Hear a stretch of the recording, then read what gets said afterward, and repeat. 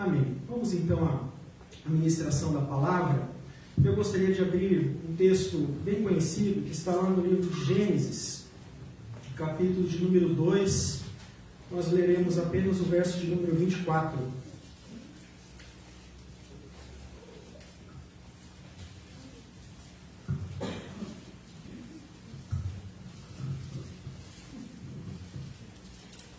Gênesis capítulo de número 2, verso de número 24.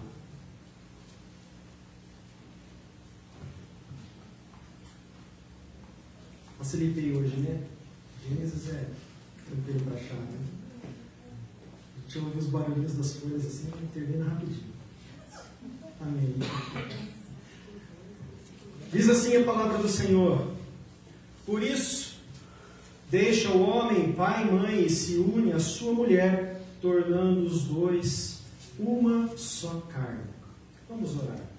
Senhor meu Deus, tua palavra está lida, que eu seja instrumento nas tuas mãos para a efetiva comunicação, Deus, do mistério do teu Evangelho.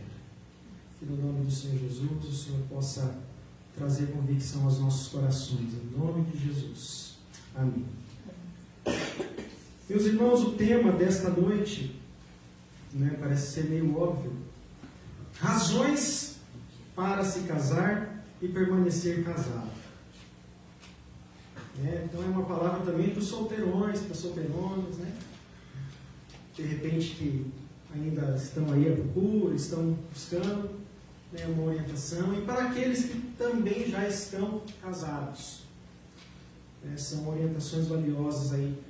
Então a gente procura aqui abranger um público, não só apenas um público específico, porque quando a gente fala de casamento, já eu sou casado mesmo, então não serve. Serve sim. Nós vamos ver por quê. Essa reflexão ela foi inspirada num artigo, numa exposição feita por um teólogo chamado Howard Snyder. Acho que o Silvério conhece bem já. É um cara, foi inspiração para mim. Para quem já pôde ler o meu TCC, que eu transformei em livro, falando sobre pequenos grupos, ele é sempre recorrentemente citado nessa obra lá. Ele foi realmente alguém que me inspirou bastante ali na minha formação teológica. É realmente um homem muito usado por Deus. Tem uma obra muito rica, quando se fala de igreja, quando se fala de eclesiologia, que é a matéria da teologia sistemática que fala sobre igreja. E ele sempre desafia, Parece que o livro, a gente abre o livro que ele escreve, parece que sai em mãos do livro dando tapa na nossa casa. É uma guerra, é um desafio. Somos constantemente desafiados por ele. O Espírito Santo usa esse homem de uma forma muito especial, pelo menos na minha vida, mas eu sei que é na vida de muitas pessoas, para ministrar aí a igreja do Senhor. Então essa reflexão foi feita em cima do artigo que ele fez sobre casamento, mostrando por que um homem e uma mulher que se amam devem se casar. A gente fez uma adaptação, aproveitando esse mês da família, a gente quer chamar a atenção aqui, porque para o fato de que cada vez menos em nossa sociedade a gente observa a prática da celebração do casamento. Nós vemos notícias, é só colocar aí nas ferramentas de busca pela internet, vocês vão notar, nós iremos notar que cada vez mais os brasileiros estão se casando menos. Eu estou falando brasileiros, não estou nem abrindo para o mundo inteiro. Se a gente abrir, é ainda pior. Cada vez mais os brasileiros estão se casando menos e ficando menos tempo casados. Isso tem sido uma realidade experimentada em nosso país. No período também mais severo da pandemia, durante o ano de 2020, houve relatos também, a gente até pregou a respeito em determinada época, de muitos conflitos no meio da família, inclusive de pessoas que se identificavam como cristãs, relatos de agressão dentro de casa, relatos de abuso dentro de casa. Uma vez que as famílias estavam isoladas, elas ficavam apenas dentro de casa, de repente o marido usava o trabalho ou as suas atividades para não ficar dentro de casa, porque dentro de casa não dava mais. O mesmo, de repente, para a mulher. E aí eles tiveram que ficar dentro de casa, e aí deu ruim. Não foi bom. E o mais interessante e triste ao mesmo tempo é que muitos relatos nós observamos são relatos também de famílias que professam a fé no Senhor. E isso fica ainda mais desafiador para todos nós. Por isso a gente quer trazer aqui algumas razões. Né? A gente não vai finalizar, a gente não vai esgotar esse tema, pois é um tema muito rico. Mas a gente vai expor algumas razões pelas quais nós devemos optar pelo casamento. E algumas razões também pelas quais nós devemos permanecer casados. Porque muitas vezes a gente usa das mais variadas justificativas, e a sociedade está aí para isso. Você não é obrigado, você não não, se não está certo, sai de casa, vai, procura a sua vida, procura se acertar e tudo mais. Tirando os casos de violência doméstica, e são casos específicos. Eu não vou entrar nesses casos, mas muitas vezes nós usamos de justificativas as mais variadas para não buscarmos o casamento ou então para desistirmos do casamento. E não é isso que está, não é essa a visão apresentada pelo nosso Senhor. Por isso eu fiz questão de trazer um texto que está lá ainda antes da queda da humanidade. Um plano do Senhor para o ser humano, para que ele estivesse junto com sua mulher, homem e mulher juntos. Deixará o homem seu pai e sua mãe, e se unirá à sua mulher, e os dois serão uma só carne. A instituição do casamento sendo fundada aqui pelo nosso Deus, antes mesmo que a humanidade viesse a ficar. Depois nós vemos Jesus resgatando esses mesmos valores. Então a gente precisa resgatar esses valores para a glória de Deus, para as nossas famílias. E essas razões que esse teólogo coloca, e a gente aqui de uma certa forma ajusta, atualiza, a gente fez uma correlação com alguns episódios que nós encontramos na Palavra de Deus.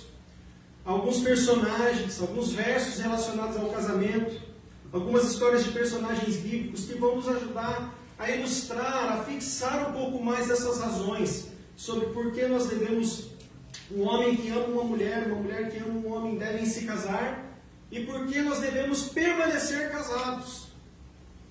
Algumas dessas razões que nós vamos aqui também nos ajudar a memorizar essas informações. Com isso, meus irmãos, a gente quer desafiar a todos que se encontram casados ou que desejam se casar a se pautarem nessas razões que nós vamos colocar a seguir. Seja para manter o casamento como uma bênção ou para que o futuro casamento seja uma bênção. Vamos a essas razões. A primeira dessas razões é que o casamento é um pacto.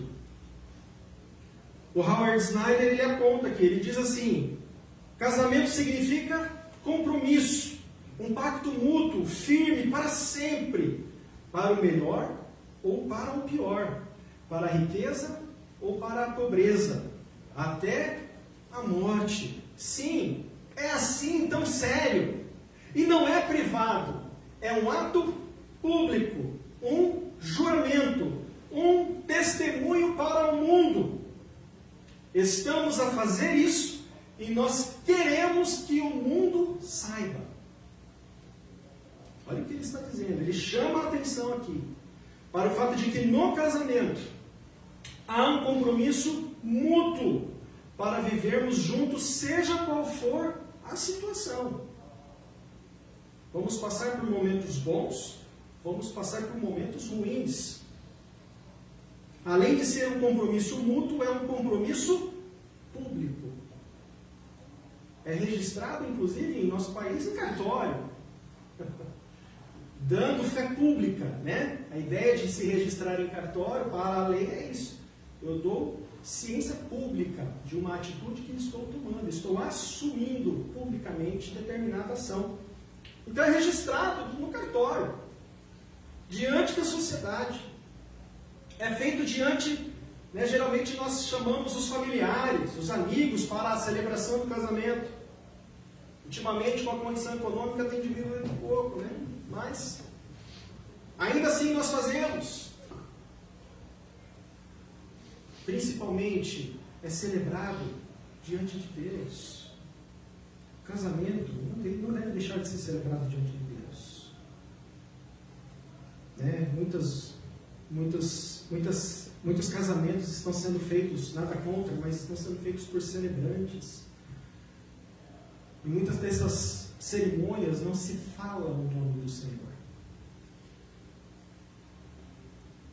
Nada contra, fica muito bonita, uma celebração fica linda, mas eu enalteço a história de um de outro que de repente dali a algum tempo estarão fadados a se separar, porque sem Deus, meus irmãos, é impossível permanecermos juntos, unidos em família. Pode ser difícil falar isso. Pode ser que vivam muitas pessoas hoje,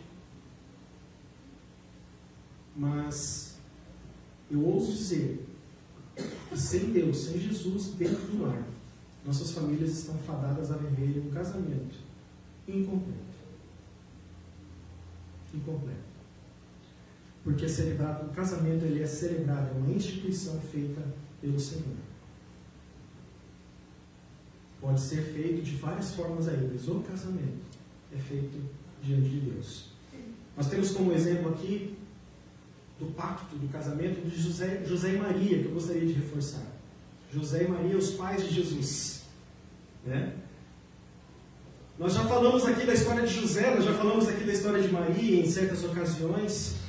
Inclusive a pregação que eu usei por ocasião, quando eu fui ordenado pastor, eu usei a história de José, a pregação que era na época do Natal, né? Então a gente falou sobre José, sobre o episódio que José teve ao saber que sua noiva estava grávida. Imagina, estava prestes a se casar.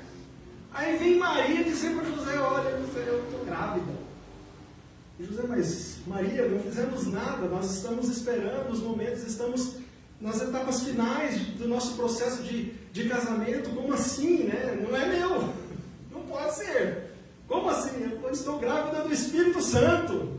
Meu, Maria, como assim? Eu sou religioso, mas isso está demais para mim. Eu não consigo acreditar.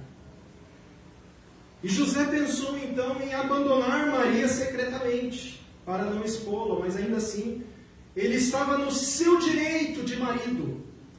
E ele inclusive poderia denunciar Maria junto ao Sinédrio. O presbítero Moisés falou um pouco hoje sobre o Sinédrio de manhã, que era o órgão julgador da religião na época em que Jesus estava. E Maria poderia morrer por causa disso. Poderia ser apedrejada por causa da sua infidelidade, mesmo se dizendo grávida do Espírito Santo, e que era verdade. José tinha todas as razões diante da lei, diante da religião, diante dos homens, para abandonar Maria. Tinha todas as razões. Mas ele era um homem servo fiel do Senhor. E às vezes a gente não entende os caminhos de Deus, mas Deus traz confirmação no nosso coração. Foi o que aconteceu com José. José teve um sonho, e no sonho Deus se revelou a ele e mostrou sobre a vida dele: José, este filho é Jesus. Aceite, tome como pai por ele. Mas Jesus precisa crescer em um lar onde há um marido e mulher.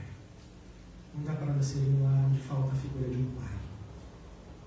Não dá para nascer em um lar com a falta da figura de uma mãe.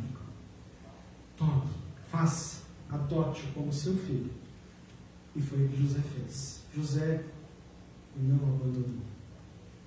Aqui fica um desafio para nós homens, porque a maioria das vezes é o homem que sai de casa, é o homem que abandona. Os sinais de dificuldade, E José está aqui para mostrar que o casamento nos leva a sermos homens de verdade, a assumirmos um compromisso diante de Deus, e esse compromisso assumido diante de Deus é um pacto. Ele não pode ser quebrado assim de forma tão fácil. Então, por mais que eu tenha razão, por mais que eu encontre razões diante da lei, diante dos homens, diante do mundo, se diante de Deus eu não encontro razões justificativas, eu devo buscar no Senhor as respostas. Infelizmente, nós não queremos mais assumir mais compromissos, não queremos ficar mais, digamos assim, mais feio na foto, nos expormos, nos rebaixarmos, Não detalhamos ainda a história de Oséias, né? Vai ficar em uma outra oportunidade, do profeta Oséias com a sua esposa. Né? Depois, cara, quem não sabe dessa história, pesquise para ver o que um homem é capaz de fazer por uma mulher. Como cristãos, a gente precisa romper com esses comportamentos do mundo e sermos homens e mulheres de palavra que honram seus pactos. Precisamos de cristãos que honram seus compromissos, dentre eles o pacto do casamento. Vamos agora à segunda razão. Casamento é para as gerações. Howard Snyder ele complementa assim: casamento é para as gerações, não apenas para a nossa pequena vida aqui. Alcança o passado e o futuro da história. É parte de uma cadeia cultural, genética e geracional. Temos antepassados que esperavam ansiosos por nós. Potencialmente, teremos herdeiros e descendentes que algum dia olharão para trás, para nós, e contarão as nossas histórias. O casamento é geracional. Somos fruto das uniões dos nossos pais, das uniões dos nossos avós e demais ascendentes. Nosso casamento será o início de uma história juntos e que terá um impacto para as próximas gerações. Independente de termos ou não filhos, de termos ou não descendência direta, haverá um impacto para as próximas gerações. Isso é muito importante, meus irmãos, porque na palavra de Deus nós encontramos o Senhor falando sobre bênção e sobre maldição através das gerações. Como no texto, por exemplo, de Deuteronômio 7:9. Que Deus é um Deus fiel que guarda a aliança e a misericórdia por até 1000 gerações aos que o amam e cumprem os seus mandamentos. E também há uma atenção para o seu povo. Êxodo 20, capítulo 20, verso 5 diz: o teu Deus, sou Deus zeloso, que castiga os filhos pelos pecados de seus pais até a 3ª e 4ª geração daqueles que me desprezam. É impressionante. Não que isso seja um mandamento da parte de Deus, mas é impressionante quando a gente não reproduz um comportamento que glorifique o nome do Senhor. E a nossa descendência, ela reproduz o nosso comportamento. Isso acaba de alguma forma refletindo para a nossa descendência. Parece herança. Parece que eu falo: nossa, meu filho, você tem tanta coisa para puxar de mim, você vai puxar logo isso, filho. Meu Deus do céu. Quantas vezes nós pais nos deparamos com situações como essa? É ou não é verdade? Mas não que seja fruto de desobediência, nada disso. Mas nós devemos estar atentos ao que nós fazemos, se glorifica ou não o nome do Senhor. Eu quero trazer um exemplo de um casamento que prejudicou a próxima geração. Eu já falei sobre isso, acho que na escola dominical, lá no episódio de Daniel na Cova dos Leões. Quem sabe da história de Daniel na Cova dos Leões? Acho que acredito que todo mundo, né? Uma história bem conhecida. Daniel foi acusado pelos sátrapas, por aqueles que estavam junto com ele, que respondiam diretamente ao rei. Os sátrapas falaram: olha, rei, Daniel está sendo infiel com você, rei, porque ele está orando a outro Deus, que não é você. E aí eles acusaram, prepararam, digamos assim, a caminha, né, de Daniel. Daniel foi então para a Cova dos Leões. E o que aconteceu? Daniel não foi atingido. O rei no dia seguinte chegou lá e viu que Daniel estava ileso. E o que acontece? Daniel capítulo 6, verso 24. O rei então, ao ver que Daniel estava ileso, ordenou o rei, e foram trazidos aqueles homens, os sátrapas, que tinham acusado a Daniel e foram lançados nas covas dos leões. Eles, seus filhos e suas mulheres. E ainda não tinham chegado ao fundo da cova quando os leões se apoderaram deles. E fizeram o que tinham que fazer. É uma história dura, mas que nos serve de alerta. Para o que nós, pais, estamos fazendo para com os nossos filhos. Às vezes nossos filhos poderão colher frutos, como a gente viu aqui. Não que literalmente isso vá de repente acontecer, mas estejamos atentos ao que nós como pais e mães estamos fazendo com os nossos filhos. Porque muitas vezes eles vão reproduzir comportamentos que nós fazemos. E esses comportamentos não glorificam a Deus. E eles vão fazer. Logo esse.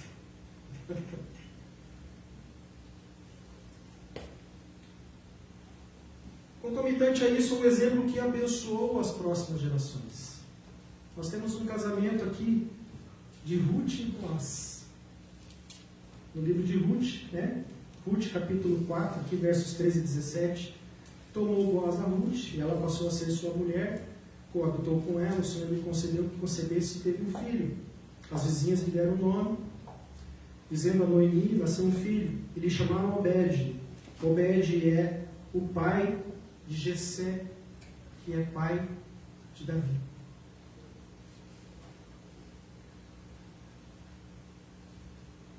Acho que não precisa falar mais nada. Um casamento que abençoa as próximas gerações. O casamento é geracional. Ele tem impacto nas nossas gerações. Nós somos resposta. Os nossos casamentos, a nossa história é resposta das expectativas dos nossos ascendentes. Nossos descendentes serão respostas ao que nós estamos hoje, semeando dentro dos nossos lares. Vamos agora à terceira razão. O casamento, ele reforça e estabiliza a sociedade. Diz aqui o nosso autor, né? Não posso deixar de compartilhar. O compromisso permanente entre homem e mulher no casamento reforça e estabiliza a sociedade. Casamentos sólidos solidificam a base moral da cultura, fortificando os pilares que nos apoiam, as pessoas e as estruturas ao nosso derredor, tanto hoje como naquele dia em que nós formos embora. Em última análise, uma cultura estável e próspera depende de casamentos e famílias estáveis e prósperos. Prósperos não significa só muito ricos materialmente, mas prósperos que vão melhorando, sabe? Vão prosperando, sendo melhores para a glória de Deus a cada dia. E famílias estáveis. Não são famílias que passarão, que nunca vão experimentar o sofrimento, ou tempestades, ou dificuldades, mas elas vão permanecer sobre a rocha. Jesus faz essa comparação sobre o homem prudente, sobre o ser humano prudente.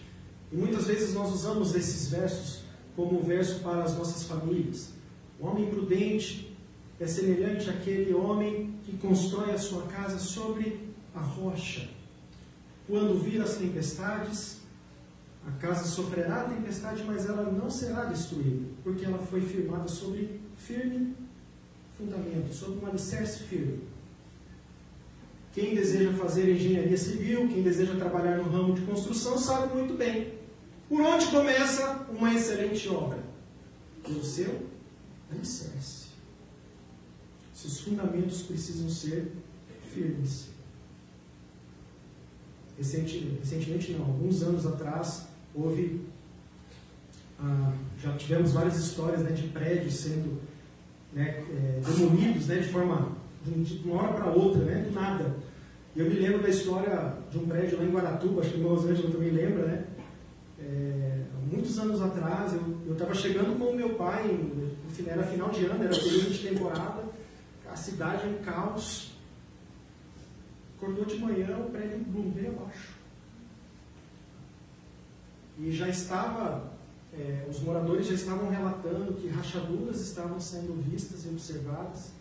E, inclusive haviam construtores, haviam representantes da construtora que estavam fazendo manutenção, colocando madeira, piquete, dia no prédio para segurar. E eles também morreram, né, no dia. E aí, depois das estatísticas, foi constatado que os alicerces desse prédio foram feitos com material mais barato, foram feitos de forma irregular. mais de 30 pessoas morreram naquele dia. Né? Está em pauta lá na cidade de Guaratuba um projeto, né, para que a área onde está o prédio é um terreno hoje, ninguém construiu mais nada lá, pelo amor de Deus, né? Mas está em pauta a construção de um memorial. Né? Está em pauta, a prefeitura está fazendo isso. Mas, enfim, famílias fortes são a base de uma igreja forte, né? Paul Washer fala isso. De uma sociedade forte. Quando essa base começa a se desestruturar, a sociedade sente os seus efeitos. Temos, inclusive, um estudo publicado num jornal britânico, que foi elaborado por profissionais de medicina da Universidade de Cardiff, do Reino Unido, e foi divulgado pela Unimed, aqui no Brasil. Para vocês perceberem que não é a igreja que está falando. Mostra que as pessoas casadas vivem mais e têm uma saúde melhor do que solteiros e divorciados. Fica a dica. Fica a dica. Né? Quando a gente está casado, a gente melhora até de saúde. Olha que beleza. Fica até bom. Estava ruim, estava meio, né? Aí casou, passou, né? E aquela expressão é casa que sara, né? Não é verdade? Quem já ouviu essa expressão? Casa que sara. Isso aí é o papo de casamento. E casar que sara tudo. Isso foi aqui atestado. Mas faz bem até para a saúde, irmãos. Embora a nossa sociedade queira constantemente, né, descer a lenha, inclusive até aquele pastor Cláudio Duarte, né, ele sempre fala do casamento, misericórdia, né, parece que, e às vezes até parece que é ruim casar, né, misericórdia, mas não é, irmãos, faz bem. E a gente precisa resgatar isso. A gente precisa resgatar isso. O casamento é parte de uma cadeia cultural. Nós não temos casamentos perfeitos, e não é isso que eu vim aqui trazer. Nós podemos encontrar na palavra de Deus várias famílias, várias histórias, né, de famílias desajustadas, segundo a nossa sociedade. Quando a gente começa a olhar a história ali para Abraão, de Isaac, de Jacó, misericórdia. São histórias que podem ser relatadas naquele programa que passa durante a semana à tarde, lá, Casa de Família. De tão difíceis. Mas, meus irmãos, contudo, todavia, habitava nessas famílias a graça, a providência e a bênção do Senhor. Elas não foram perfeitas, mas foram abençoadas por Deus. Esse que eu falei anteriormente e quero reforçar aqui. Nós podemos nos casar com toda a sorte de riquezas materiais. Podemos ter a festa mais linda de casamento do mundo, trazermos as melhores bandas, trazermos os melhores celebrantes. Podemos ter a melhor casa, podemos ter o melhor emprego, podemos ter a melhor condição para fazermos um casamento. Mas se Jesus não estiver, eu estou construindo a minha casa sobre a areia.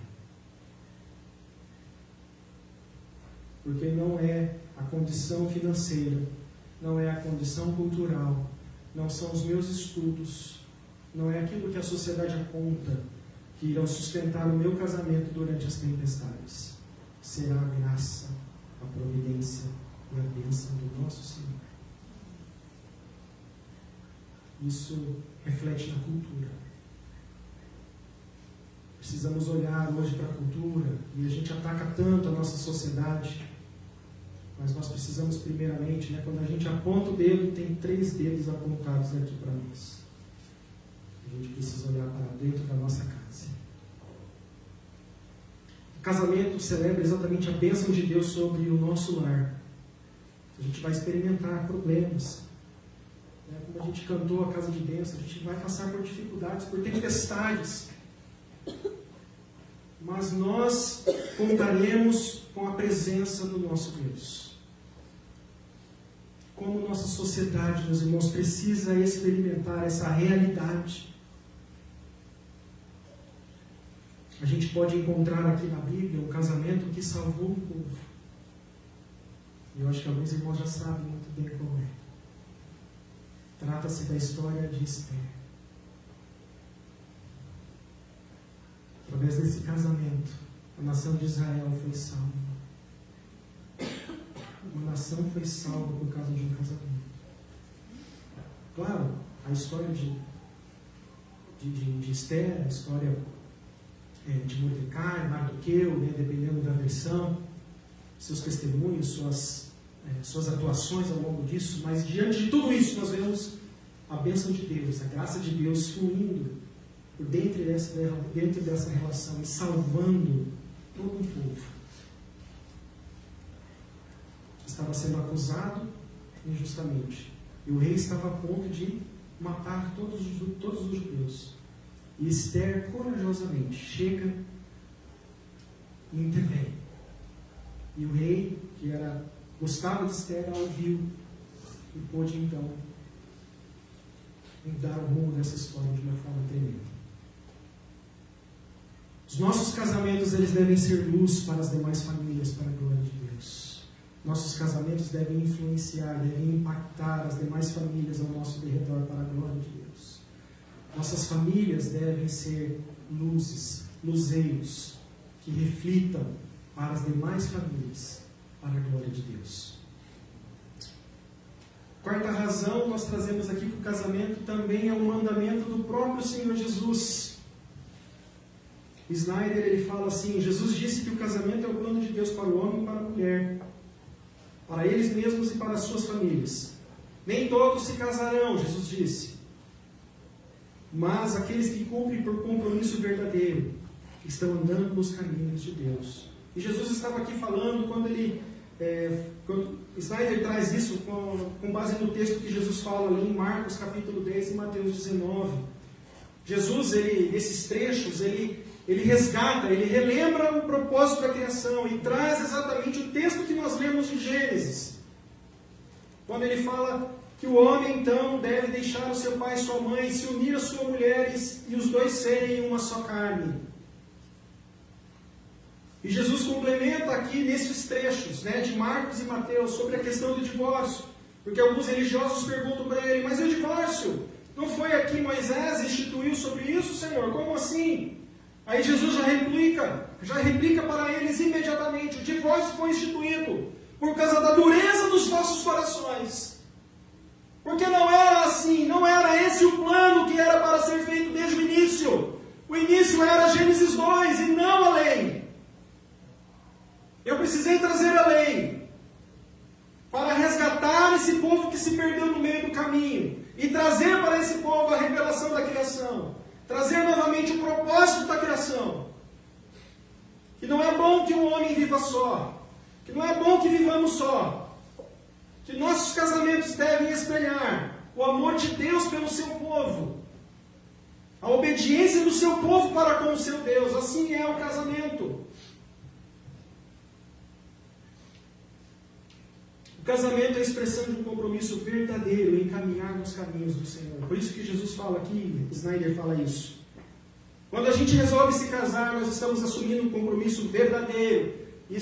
Quando a gente assume esse compromisso como verdadeiro, como nós sabemos a motivação do que nós estamos prestes a fazer, nós estamos verdadeiramente andando dentro do propósito de Deus. Quando Ele vai lá na criação e fala do cumprimento, né, do que o homem se une à sua mulher.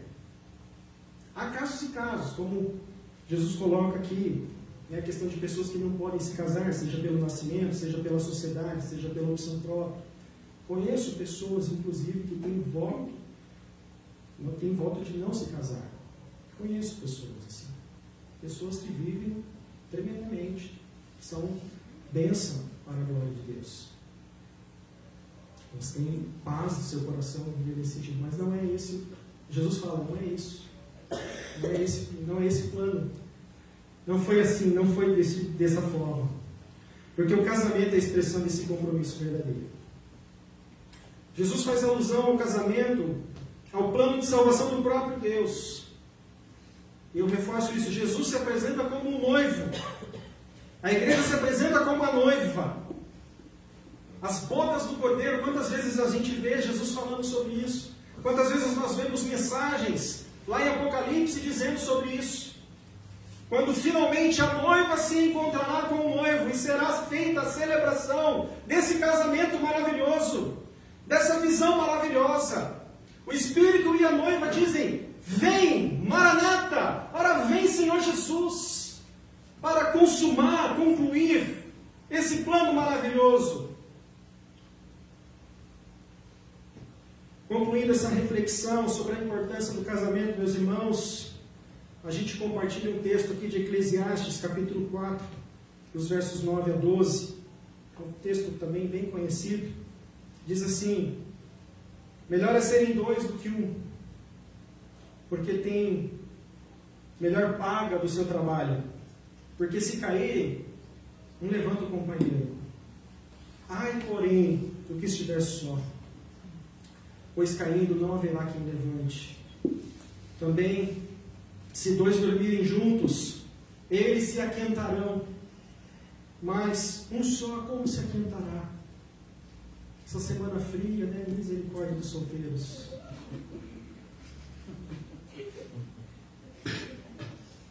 É bom demais dormir junto, né? Nesse friozinho. O próprio autor de Eclesiastes está dizendo aqui, ó, eu estou sendo totalmente bíblico. Né? Mas, no nosso texto base, aqui em Gênesis, um pouco antes, né, desse verso que a gente leu, a gente observa o Senhor afirmando, né, a Trindade excelsa afirmando: não é bom que o homem viva só. Né? Ele faz essa constatação. Não é bom que o homem esteja sozinho. Nós criamos, foi feita a criação de todos os animais e possui ali, né, a sua contraparte, né, o macho e a fêmea, e apenas o homem, a coroa da criação, viver sozinho. E, meus irmãos, é tão tremendo isso, porque a partir dessa realidade, o casamento, ele vem realmente como essa antecipação da revelação do amor do próprio Deus para com o seu povo. É incrível. Expressão de amor do próprio Deus. Não é bom que o homem viva só. Essa é uma... não que Deus se preocupe, mas uma intenção, uma preocupação de Deus, sabe? De se importar com a gente, comigo e com você, e saber que nós não estamos sozinhos. Primeiro porque temos a companhia do nosso Senhor, mas também porque Deus olha os detalhes da nossa vida, inclusive nessa situação. Assim como os filhos do Senhor, nós devemos olhar para o nosso casamento dessa forma, como olhamos a nossa própria vida com Deus. Um autor, um curso chamado Homem ao Máximo, né, da Universidade da Família, o Edwin Lewis Cole, ele traz essa constatação de que uma das lições do livro, ele fala que o nosso casamento precisa experimentar uma conversão. Ele fala que às vezes nós vivemos nossas vidas individuais convertidas ao Senhor, mas às vezes o nosso casamento precisa experimentar uma conversão. É algo muito forte, muito profundo. Nós precisamos olhar, né, para o nosso marido, para o nosso cônjuge, e nós lembrarmos desses compromissos que nós fizemos aqui diante de Deus, de tudo que nós falamos aqui, vários outros aspectos, né? A partir das razões acima, a gente precisa realmente lembrar, né? A partir dessas razões, como é que a gente precisa hoje pedir perdão a Deus e pedir perdão ao nosso cônjuge? Casamento é lugar de perdão. Precisamos colocar isso para o nosso cônjuge. Essa semana eu vi uma notícia, tem uma atriz bem conhecida, acho que é a Karina Bach, né? Produtora e aprontou, né? Recentemente ela se converteu. Fez live com o pastor Hernandes. Show de bola. Essa semana ela se separou do marido. O marido alega que ela virou uma fanática religiosa. Até que ponto eu me converto e me separo? Será que eu não devo começar o meu testemunho dentro de casa? Não sei da história, não quero somente ver isso ao meu coração. Às vezes nós nos convertemos e nós estamos num contexto de famílias e nosso cônjuge ainda não é convertido. E a gente quer cumprir com tudo. Não, meu marido, minha mulher não é convertida, eu vou seguir Jesus, eu não quero nem saber. Como assim, irmãos? O testemunho começa em casa. Eu preciso ser ainda mais bênção, eu preciso orar ainda mais, eu preciso jejuar, eu preciso depender ainda mais de Deus, para que a minha casa seja alcançada. É o meu primeiro campo missionário. Preciso tomar cuidado com isso. Será que a gente não precisa pedir perdão ao nosso cônjuge?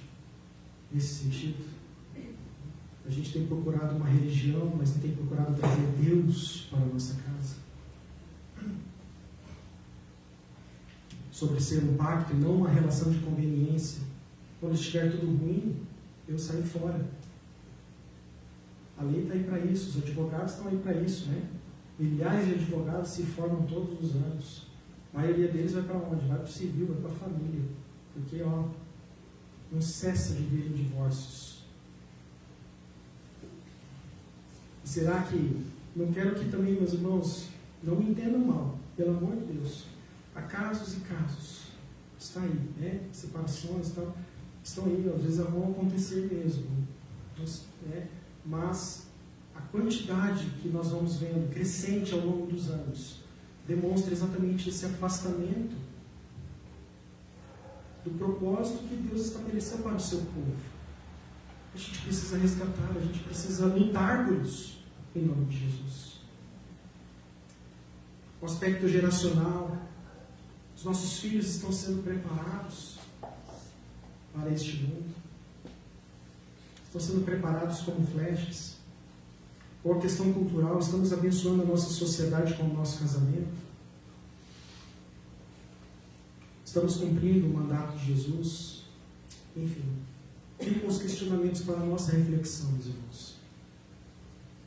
Para que a gente, a partir de hoje, nós possamos fazer um voto diante de Deus, um voto diante do nosso cônjuge. Aqueles que de repente ainda não se casaram, também façam um voto hoje: Senhor, quero que minha esposa, quero que meu marido, eu quero cumprir estes propósitos. Se de repente experimenta uma situação de separação, de divórcio, não sei, Deus é um Deus que caminha conosco e Ele vai trazer sabedoria e direção sobre as nossas vidas. Mas que sejamos defensores disso, defensores do casamento. Que nós possamos resgatar essa prática, porque a nossa sociedade está precisando. Famílias lá fora estão precisando de famílias estruturadas, de famílias estáveis, para a glória de Deus. Nossos filhos precisam serem educados. A igreja precisa de famílias fortes e estruturadas, para a glória de Deus. Amém? Que Deus nos ajude, meus irmãos, em nome de Jesus. Vamos orar. Em seguida a gente vai adentrar na bênção. O louvor pode ficar à vontade.